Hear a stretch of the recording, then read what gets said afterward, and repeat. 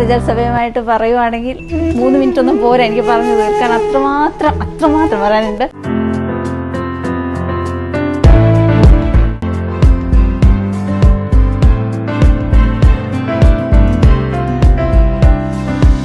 പ്രതിവർഷം 5 ലക്ഷം കുട്ടികളാണ് ഈ സുഗമ ഹിന്ദി പരീക്ഷയ്ക്ക് പങ്കെടുക്കുന്നത്. പ്രതിവർഷം കേരളത്തിലെ 5 ലക്ഷം കുട്ടികൾ ഈ സുഗമ ഹിന്ദി പരീക്ഷയുമായി ബന്ധപ്പെട്ട് ഹിന്ദിയിൽ അവർക്ക് അവബോധം ഉണ്ടാക്കുന്നു എന്ന് പറയുമ്പോൾ തന്നെ കേരള ഹിന്ദി പ്രചാരണ പ്രവർത്തനത്തെക്കുറിച്ച് ഏകദേശം ഒരു ധാരണ ഉണ്ടായിക്കാണെന്ന് ഞാൻ വിശ്വസിക്കുന്നു. എനിക്ക് ഹിന്ദിയുമായിട്ട് വളരെ ബന്ധമൊന്നുമില്ലെങ്കിലും ഞാൻ സ്കൂളിൽ വെച്ച് സുഗമ ഹിന്ദി പരീക്ഷ എഴുതിയിട്ടുണ്ട് എന്ന് പറയുന്നത് ഒരു അഭിമാനകരമായ ഒരു കാര്യമാണ്. കേന്ദ്ര സംസ്ഥാന സർക്കാരുകളുടെ അംഗീകാരത്തോടുകൂടി ഹിന്ദി ബിരുദാനന്തര കോഴ്സുകൾ കേരള ഹിന്ദി പ്രചാര സഭ നടത്തിവരുന്നു. MA ഇവിടെ ചേർന്നു. ഒരുപക്ഷെ എൻ്റെ ജീവിതത്തിൽ അക്കാഡമിക് രംഗത്ത് ഞാൻ എടുത്ത ഏറ്റവും മെച്ചപ്പെട്ട ഒരു തീരുമാനങ്ങളിൽ ഒന്നെന്ന് പറയുന്നത് ഈ ഹിന്ദി പ്രചാര സഭയിൽ PG ചേർന്നു. കേരൾ ജ്യോതി എന്ന പേരിൽ പ്രതിമാസ ഹിന്ദി മാസിക 1966 മുതൽ സഭ പ്രസിദ്ധീകരിക്കുന്നു.